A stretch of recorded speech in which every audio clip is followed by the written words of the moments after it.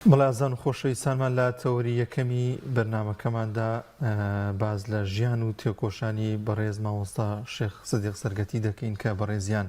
تەواوی ژیانی تەرخان کردو بۆ تێکۆشان بۆ گەیاندنی پەیامە جوانەکانی ئاینی پیرۆزی ئیسلام و لەگەڵشیدا ڕۆڵی بەرچاوی هەبوو لە بزافی ئیسلامی لە تێکۆشان و خەباتی جیز و مستەمی حزبی بەحسی ئەو سەردەمە. گفتوگۆی زیاتر دەکەین سەبارەت بە ژیانی سەبارەت بە تێکۆشان و خەباتەکانی لەگەڵ بەڕێز کاک مەسعود شێخ سەدیق سەرگەتی کوڕی مامۆستای زۆر بەڕێز مامۆستایان زۆر بەخێر بێ. سپاس بۆ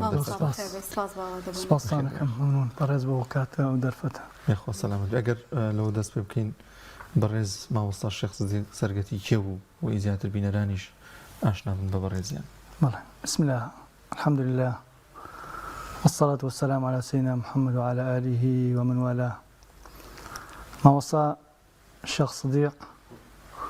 شێخ ئیسماعیل شێخ حسەین سەرگەتی لە گوندی سەرگەت لە 1928 هاتووەتە ئەو دنیایەوە لە دنیایەکی بچووک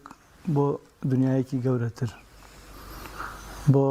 دەستکردن بە کارێکی گەورە کە خوای گەورە لە چارەنووسی هەر کەسێکی نووسیوە. سەرگەت گوندێکە لە بناری هەورامان سەر بە پارێزگای هەڵەبجە ناحیەی بیارە. گوندێکی جوان و دڵگیر و ئەلحەمدوللا زۆربەی خەڵکەکانی ئەو سنوورە بە عام و سەرگەت بە تایبەتی لەگەڵ دین و خواپەرستیا تێکەڵ بوون. هەر لە سەردەمی مناڵیەوە دەستی کردەوە بە خوێندن هەر لە گوندی سەرگەت. بەڵێ مامۆستا چۆن مامۆستا بەڕاستی تر چۆنە و بزوتنەوەی ئیسلامی و تێکۆشان و جیهادی ئەو کاتەوە یعنی بۆ بە کەسایەتێکی دیار کە ئێمە ئێستا باسی بکەین کەسایەتێکی ئیسلامی. بەڵێ ئەتوانم ژیانی مامۆستا شێخ سەدیق باوکی ڕەحمەتیم بە چەند مەرحەلەیەک پۆلێن بکەین. مەرحەلەی منداڵی و مێرد منداڵی و مەرحەلەی لاوێتی و مەرحەلەیەکە ئیتر بە مامۆستای ئاینی و بووەتە ئیجازەی وەرگرتووە و مەرحەلەیەکی ئەو هەموو زەحمەتانەی لەگەڵ ڕژێمی بەعسی ئەو کات و بووە هۆی هیجرەت و کۆچکردن و جیهاد و خەبات و بەرخۆدان. هەر لە مناڵیەوە دەستی کردەوە بە خوێندنی ئیسلامی. ئەو خوێندنەکە لە قورئان و فەرموودەکان و لە زانستە هەموو کەس فێری ئەبێ فێری ئەوەی ئەکا کە کەسێک بێ دیفاع لەو دینە بکە. هەر لە مناڵیەوە چونکە بنەماڵەیەکی ئاینی و ئاین پەروەەر بوون لەوە پەروەەردە بووە. لە سەرگەتەوە لە خزمەتی باوکی دەستی کردەوە بە خوێندن ئەو مەرحەلەیەک دەستی کردەوە بە فەقێتی زیاتری ژیانی خوێندنی ڕەحمەتی باوکم لە کوردستانی ڕۆژهەڵات بووە زۆرتری خوێندنی هەر لەوێش ئیجازەی وەرگرتووە. من بۆیە پێشەکیەک تا بگەمە ئەوە چونکە کەسێک لە خۆیەوە دروست نابێ یانی تا بگاتە ئەوەی کە بتوانێ خۆی و ماڵ و مناڵ و ژیانی لەو پێناوەدا فیدا بکە. هەروەکو یارە خۆشەویستەکانی ڕەسوڵ الله عەلەیهی سەڵات وەسەلام چۆن 300 ساڵ پەروەردەی کردن دوایی توانیان ئەو کەسانە بن کە پێشەنگی ئەو کاروانە بن هەتایە بەردەوامە. ئەویش بەو شێوەیە خوێندنی لە کوردستانی ڕۆژهەڵات لە شاری سنە ئیجازەی مەلایەتی وەرگرتووە و یەکەم جاری مەلایەتیشی لە گوندی زەڵم بۆ چەند ساڵێک لەوێ پەروەردەی خۆی و خەڵک ماڵ و مناڵی دوایی گوڵپ و دوایی هاتووەتەوە سەرگەت و دوایی لە ڕای گواستنی گوندەکانە چووەتە هەڵەبجە هەر لەوێش مزگەوتێکی دروستکردناوی مزگەوتی ئیمامی عەلی بە هیمەتی خۆی و خێرخوازان و دوایی کە زوڵم و زۆری بەعزوای لێ هات کە مامۆسایانی هەڵەبجە بە تایبەتی و هەموو خەڵک نەیتوانی دانیشێ هیجرەتیان کرد بۆ ئەو شوێنەی کە دەستیان کرد بەو کارە و بەو کاروانە ئیسلامیە کە پێشتر بزوتنەوەی ئیسلامی بزوتنەوەی پەیوەندی ئیسلامی هەبوو. ئەمان بەهێزتریان کرد کە ڕەحمەتیەکان بەداخەوە ڕەمزانە زۆربەی هەرە زۆریان نەماون. مامۆستا بێجگەر لە ڕۆژهەڵات وازام لە باشووری خوێندنی ئامادەی لێ تاوا کردبوو وایە مامۆستا؟ ینی بێچکە زۆرتری ناو ئاخۆ من سەریع ڕۆشتم لەبەرەوەی بێمە وەسەر پرسیارەکەی جەنابەت چونکە جەنابەت زۆر مەرحەلەی بڕی گەیشتە بزوتنەوەی ئیسلامی من بۆیە ئەوم بەڵێ من بۆیە یەکسەر گەیشتمە کار و کاروانی بزوتنەوەی ئیسلامی کە چوون ئیتر ئەو مامۆسایانە زۆربەی هەرە زۆریان من نامەوێت ناوی هەندێک بەرم و ناوی هەندێکی تر نەبم ئێستا بۆیە ناوی مامۆستا شێخ سیدیقی هێنم باسەکە ساڵیادی کۆچی ئەوە ئەو بزوتنەوەی پەیوەندی بووە بزوتنەوەی ئیسلامی بە کۆی دەنگی ئەو مامۆسایانەی کە ئەو کاتە حوزوریان هەبوو کە ڕەحمەتی مامۆستا شێخ محەممەد ڕابەر بوو تەسلیمی مامۆستا مەلا عوسمانی کرد و ئەو مامۆستا بەڕێزانە توانیان داینەمۆی ئەو کاروانە ئیسلامیە دروست بکەن و دەستی پێ بکەن. زۆر باشە مامۆستا پێم وابێت یەکێک لە مامۆستاکانی مامۆستا عەبدولکەریم مودەڕیس بوو وەروەها مامۆستا حەمامینی کانی سانان ئەمانە پێم وابێت ئەو مامۆستایانەوە کە کاریگەریەکی زۆر باشە لەسەر مامۆستا دروست کردو مامۆستا لێ ئەوان دەرسی خوێن لە تەمەی لایەتیدا. بەڵێ جەنابی باوکم لە عەبابێلەی دەرسی خوێندووە لە بیارە لە خزمەت مامۆستا عەبدولکەریمی مودەڕیس بە سیفەتی ئەوەی مامۆستا مەلا عەبدولکەریمی مودەڕیس نزیک بووە لەگەڵ باوام یعنی تەمەنیان زۆربەی نەبوو تێکەڵی ئەوە هەبووە یعنی هەر لە بیارە ئەمە باوکم بەڵێ لە بیارە دەرچی خوێندووە لە خزمەت مامۆستا مەلا عەبدولکەریمی مودەڕیس ماوەیەکی باش لێ دەرسی خوێندووە دوایی لە عەبابێلێ دەرسی خوێندووە اینجا دوایی عادەتی فەقەکانی ئەو ساوا بووە بە دوای مامۆستا گەڕاون یەکەم دووەمیش حەزیان کردووە بگەڕێن یعنی شوێنان ببینن خەڵک ببینن بۆیە تۆ ئەبینی لەگەڵ ڕێزم بۆ ئەوانەی کە ئەکادیمی خوێنن زانکۆ تەواوەکە لە جەمعەکە ناتوانێ زۆر قسە بکە بەس بە حکمی ئەوەی فەقەکان زۆر شوێن گەڕاون لەناو خەڵکا زۆر گەڕاون زۆر کراوەتر بوون ئاسانتر توانیویانە قسە بکەن و لەگەڵ خەڵکا تێکەڵ ببن هەر ئەوەیش هۆکار بووە کە مامۆسایان گەڕاون بەڵێ لە کانیسانان خوێندوێتی بەڕەحمەتی باوکم لای ئەو مامۆستا بەرزانە لە سنە زۆری خوێندووە زۆری ژماوەتەوە بەڵێ هەر لەوێژ لە خزمەت مامۆستا مەحمووی موفتیزادە لە شاری سنە ئیجازەی وەرگرتووە هەر بۆ زانینیش باوکم ئەی فەرموو عادەت وا بوو کە فەقە ئیجازەی وەرەگرت مامۆستاکە ئیجازە نامەکەی خوێندەوە وتی من یەکێک بووم لەوانەیە کە ئەو ڕچەیەم شکاند مامۆستا فەرمووی هەڵسا کوڕم خۆت ئیجازە نامەکە بخوێنەرەوە بەڵێ الحەمدوللا باوکم کەسێکی زۆر بەتوانا بووە یعنی لەو تەمەنەیشا کە تەمەنێکی هەبوو ئەو شیعر و ئەو شتانێکی خوێندبووی ئەو عیلمانێکی خوێندبووی وەکو زۆربەی فەقەکانی شایەتی بۆ دەن باوکم پێویستی بە کتێب نەبوو کتێب لە بەردەچیا بێ و سەیری بکە ئەی فەرموو لاپەڕاوانە بکەرەوە سەفحەی ئەوەنە بکەرەوە فڵان دێر بۆیە خوێندەوە و شەرحی بۆ کرد ینی ئەگەر لە سەرگوزشتەکانی باوکم بەڕەحمەت بێ یەکێک لەوانە کە مامۆستا دلێر باسیەکە ئەفەرمێ ئەو عیلمانەی من هەمووی کە خوێندومە مساوی نابێ بەوەی کە ئەو کاتەکەمەی لە خزمەت جەنابی مامۆستا دەرسم خوێند کە ئەوەنە موسەیتەر بوو لە دەرس و لە هەموو عیلمەکان یعنی بە تێکڕا چونکە زۆربەی لە حیفزیا بوو. زۆر باش مامۆستا لەگەڵ هەموو ئەم خولیا زۆر باشی بۆ فێربوونی زانستەکان ینی فرۆزی ئیسلام بۆ فەرموودەکان لەگەڵیا جیاواز لە مامۆستایانی ئاینی ئەو سەردەما ینی بیر لەوە کردوتەوە کە نابێت ئەم نادادێ نابێت ئەم زوڵم مستەمەی ئەم حزبی بەعز قوبوڵ بکرێنی بەرەنگاری بووەتەوە لە ماڵەدانە نیشتووە ینی هەر بۆ نەوەستا مەسەلەن وتاری هەینی تاو بێت و ئەو بێت ئەگەر باز لەو قۆناغی ژیانیشی بکەیت چۆن زافی ئیسلامیەوە. بەڵێ مامۆستا نەورەسی لە زیکرایەتەکان ئەویش باسیەکە ئەفەرمێ هەفتاکان ئێمە کۆمەڵێ مەلا لێرەوە ئەو خولیایە هەبوو ینی ئەو فکرەیە هەبوو ئەو بۆچوونە هەبوو کە ئێمە شتێ بکەین ینی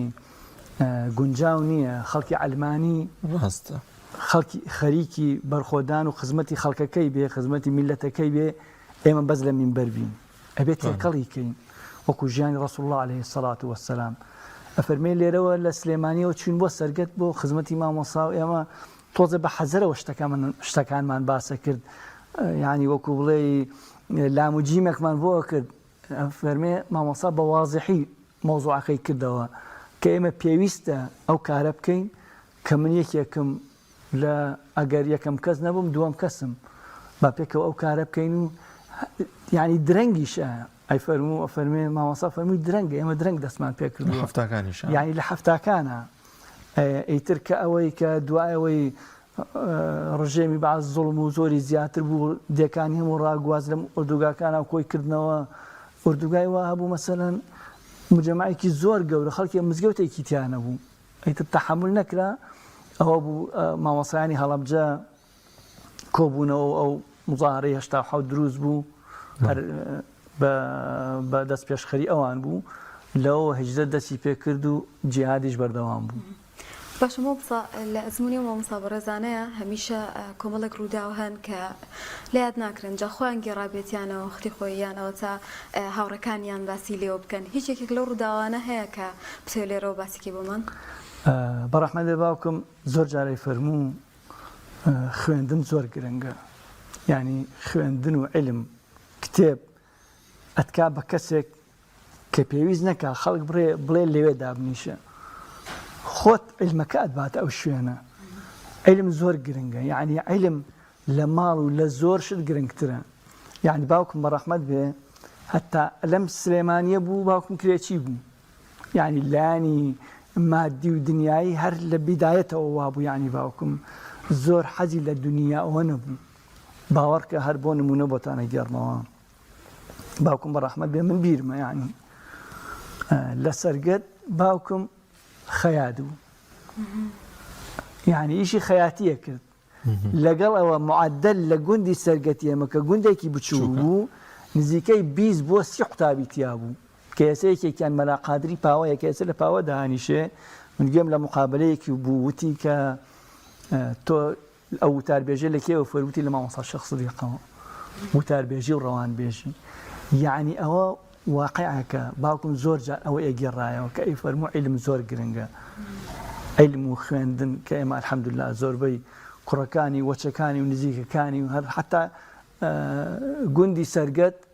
ئەو سەردەمە مامۆسای تیا بوو یعنی کاریگەری ئەوان بوو زەڵم یەکەم مامۆسای مەکتەبیش مزگەوت نا زەنگی یەکەم مەکتەبی زەڵم باوکم لێی داوە یعنی ئەوەنە حەزی لە علم و زانست بوو بەردەوام تەرجیعی خەڵکی کرد لەو سەردەمەیە ینی جیاواز بوو ینی زۆرێک لە مامۆستایان ینی پێیان باش نەوە مەسەلەن پرۆسەی خوێندن هەبێت وەک لە قوتابخانەیە پێیان باش بووە کە لە حوجرە و لە ئەوەیە بوو ینی مامۆستا ئەو ڕەشەیەشی شکاند باوکم گرەی داوو پێکەوە یعنی ئەی فەرمووە بێ پێکەوە بن یعنی هەردووکیان یعنی خۆ ئینسان کە خوای گەورە دەفەرمێ وەلا تەنسە نەصیبەکە منە دونیا یعنی ئەو علمە دنیایە خۆ نابێ واز لێ بێنی ئەگەر نەخۆشیەکە بێ خۆ پێویستی بە عیلاجە لەوانەشە لەو سەردەمەیە ڕوبەڕوو ڕەخنە بوو بێتەوە زۆریش ناڵێم لە سەردەمی پەنجاکانە تۆ لە گوندێکی بچکۆلەی بناری هەورامان کە خەڵک لەوانەیە ئەلفوبەیەکی نەزانی بێ قوتابخانە بکەیتەوە خۆش لە مەلای مزگەوتەوە بیتە مامۆسایش ئەوە زۆر یعنی کاریگەری هەبووە مامۆسایەکێک لەو بابەتانی تر دروستکردنی مزگەوتە یعنی ئێستا لە هەموو کوچە و کۆڵانەکان ڕەنگە مزگەوتێکمان بەرچاوکەوێ بەڵام لەو سەردەمەیە کۆمەکیکردن بۆ کردنەوەی مزگەوتێک لە شاری هەڵەبجەیە بەڕاستی خۆی ئەوە هەنگاوێکی گرنگ بوو گەرباسمان لەوە بۆ بکەین بەڵێ کە ئێمە ڕاگوێزراین لە 79 ئێمە نەچوینە مجەماعەکان چوینە هەڵەبجە بە حکمیەوەی بەڕەحمەدی باوکم لەگەڵ مامۆسایانی هەڵەبجە زیاتر تێکەڵ بوو پێخۆش بچێتە هەڵەبجە دانیشێ و اینجا حکمێکی تریشی ئەوە بوو کە ئێمە زۆر بەمان خەریکی خوێندن ئەوە بووین چوینە هەڵەبجە منتیقەیەک بوو چۆڵەوانی بوو مزگەوتی تیانە بوو نزیکترین مزگەوت بەلای ئێمەوە مزگەوتی موسعەبی ناوە لە هەڵەبجە دوور بوو یعنی بۆ هاتوو چۆ ئەوان ئەو دەشتەیش چۆڵ بوو باوکم بیری لەوە کردەوە کە مزگەوتێک بکە هەر ئەو کاتەیش کەسێک کە ئێستا بەرپرسیشە لەم حکوومەتە لە هەڵەبجە بەرپرس بوو زۆر ڕێگەی لە باوکمە کرد ئەو مزگەوتە بکاتەوە ئەیوت تەجاوزە باوکم فەرمووی ئەگەر خانوو بۆ خۆمە قەیچێکە مەیەڵە یعنی ماڵی خوایە خۆ ماڵی خوا تەجاوز نییە یعنی ئەبێ خۆتان هەوڵ بدەن شوێنێک ئەمە شوێنێکی چۆڵەوانی و خەڵکێک هاتووە باوکم هەر گوێی نەدایە تقریباً بڵێن وەکو سجنێ وەکو شتێک 15 ساعاتێکی هێشتیانەوە فەرمووی هەر ئەیکەم ئێستەیش شوێنەکەی خۆی دیاری کرد هەر مهندسیشی خۆی بوو خۆ کاتە مهندسشتی زۆر نەبوو ینی مهندسیشی خۆی بوو باوەڕ کە جاری وە هەبوو بەیانی ئەڕۆشت بەیانی کە هەڵەسا بۆ نوێژ و ئەوان ئیسراحەتی ڕۆشت دوای نیوەڕۆن نوێژیە کرد اینجا هاتەوە هەر بە دیار کرێکانەکانەوە بوو خەریک بوو ینی هەر خۆی لەگەڵ یانە خەریک بوو بۆ تەشجیعی بە بۆ خەڵک دەوروبەرەکەت بە خەڵکێکی تازە هاتبوو ئیمکانێتیش کەم بوو ئەو کاتەوەوانە ئەیتر هەر بە ئەملا و ئەولا و بە فڵان و فیسار و بە تەکلیف ئەوە الحەمدوللا مزگەوتی ئیمامی عەلی دروست کرا هەتا هەندێک خەڵکیش ڕخنەیان لێگرت وتیان مامۆستا بۆ ناوێنەی ئیمامی عەلی چونکە دراوسەکەمان خەتەرە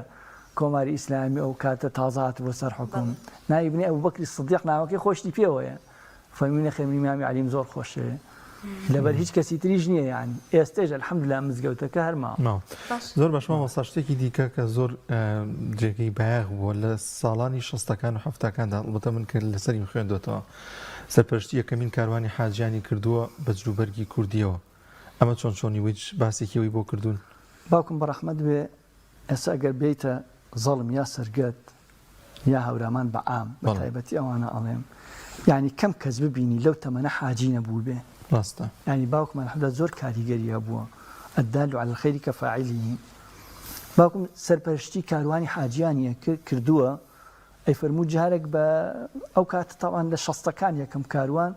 ئەی فەرموو لە ڕێگەی فەڵەستینەوە ڕۆشتین باوکم چووەتە قودسیش مەڵێ چەند ڕۆژێک لە فەڵەستین ماینەوە فەرمێ زۆر زەحمەت بوو اینجا زۆر لە زۆر مەحافیلەکانیشە بەجلی کوردیەوە بوو یعنی چەند جار ڕۆشتووە هەر مامۆستا نەورەسی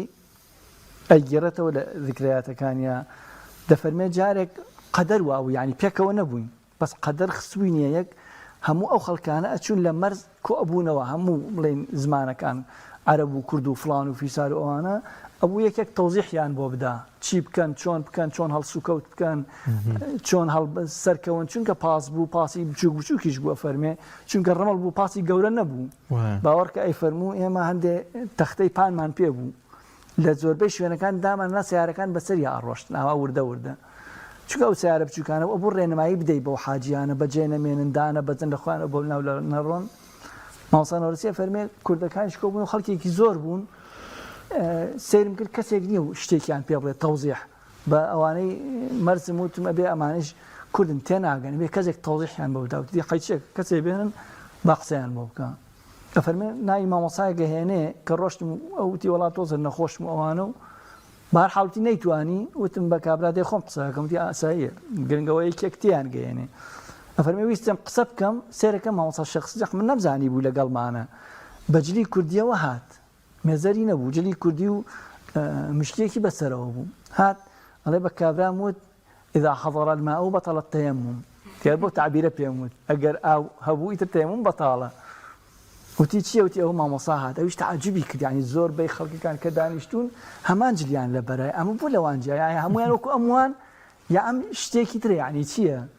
ئەفەرمێ هاتە سەر منبەر و بەبێ خۆ ئامادەکردنەوە دەستی کرد بە قسەکردن ئەوەی پێویست بوو بە ئایەت و بە حەدیث و بە فەساحەت و بەلاغەتی خۆی مۆزوعەکەی بەیان کرد وتی دوایی کابرا پاڵما وتی ئەو خەڵکەی وەکو ئەم وایە وتی چونکە هەموو یەک لیباس بوو یعنی جلی کوردی مشکی ئەوە بوو وتم نەخێر ئەمە فڵان و ئەوانەیە زۆر جار ئاوا تەعامولیە کرد باوکم مامۆستا لەو کاتە کەمەی ماوانە باسێک لە کایە سیاسەکەی بکەین یەکێک بۆ لە دەستەی دامەزرێنەرانی بزوتنەوەی ئیسلامی دواتر بزوتنەوەی یەکبوون و لە کۆمەڵی ئیسلامیشا بەڕاستی ڕۆڵێکی دیاری هەبوو تاوەی کە 2011 وفاتی کرد چ ڕۆڵێکی هەبوو لەو کایە سیاسی و کاتەیە بە تایبەتیش کە حیزبی ئیسلامیەکان دەرکەوتن بەڵێ ئەو هەموو ژیانە زەحمەتە یعنی ژیانی 80 ساڵی کەسێک بەنیو سەعات تەواو ناکات اینجا ژیانی 60 و ئەوەنە ساڵی خزمەت لە مینبەر و مزگەوت و میحراب و ناو خەڵک و کۆمەڵایەتی و هەموو ئەو کایانە کە باوکم یعنی زۆربەی هەرە زۆری بەشدار بووە هەر بۆ نمونە بڕۆ کێشەکانی ئەو سنوورە لەو بینەکە کەسێک کێشەیەکی هێنا بوو ئیمزای باوکمی لەسەر بوو کێشەکەی چارەسەر کردبوو یعنی ئەو هەموو زەحمەتە یعنی ئەوە ناوێ بەس مشتێڵێ نمونی خەروارێکە پاش ئەوەی کە ئەو هیجرەت کرا و چوونە ئەو شوێنەی کە پێویست بوو خەڵک مایەوە ماینەوە بیر لەوە کرایەوە خەڵک نابێ دابنیشێت تازە چونکە ئەوان لە هەفتاکانەوە بیرۆکەی ئەوەیان هەبوو ئێستا هاتووەتە بەر ئەبێ کاری بۆ بکرێن بزوتنەوەی ڕابطەیان بەهێز کردبوو بۆ بزوتنەوەی ئیسلامی لەشکری قورئان هەبوو ئەویش لەشکری قورئانیش ئەو ناوەکان هەر گۆڕی هەمووی بوو بە یەک شت بزوتنەوەیەکی ئیسلامیان دامەزران بە ڕابەرایەتی خوا لێ خۆش بوو جەنابی مامۆستا مەلا عوسمان کە بەڕاستی خۆی بەرەکەت بوو بۆ ئەو کاروانە یا ڕەبی ئەم کاتی لە هەموو کاتێکی خۆشتر بێ لەگەڵ ئەو هەموو مامۆسایانەی کە وەفاتیان کردووە پێکەوە ئەو بزوتنەوەیان دامەزران مامۆستا ڕابەر بوو ئەو کات باوکم بەڕەحمەت بێ جێگیری مامۆستا مەلا عوسمان بوو بەس باوکم هەر بە تەبیعەتی خۆی کەسێکی خاکی بوو من عەرزم کردن باوکم لە سەرگەت یا لە زەڵم لەسەر مینبەر بوو بەس لەو لاوە دوکانی خەیاتی هەبوو پێ عیب نەبوو یعنی کەسێکی خاکی بە ئەوە پەروەردە بوو ئەوەی کە جێگری ڕابەر بوو کەسێکی خاکی بوو لەگەڵ ئەتیادی خەڵک تەعامولیە کرد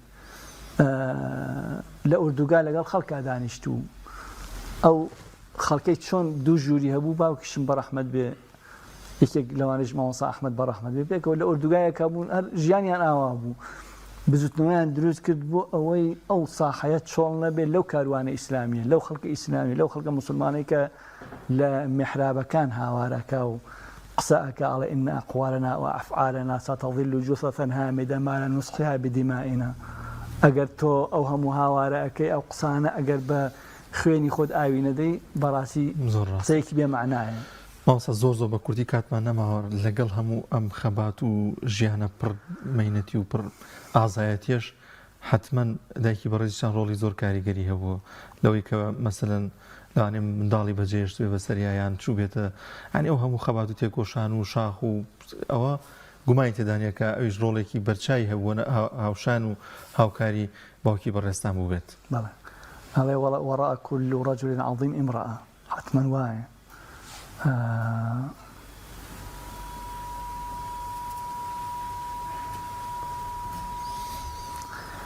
یاخوا هەموو بەڕەحمەت بن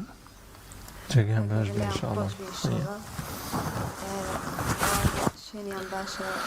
جێگەیان باشتر ئینشاءڵڵا بوو دایکم بەڕەحمەت بێ زۆر کاریگەری هەبوو ینی بۆ هاندان بۆ دڵخۆشکردنی ئێستا لە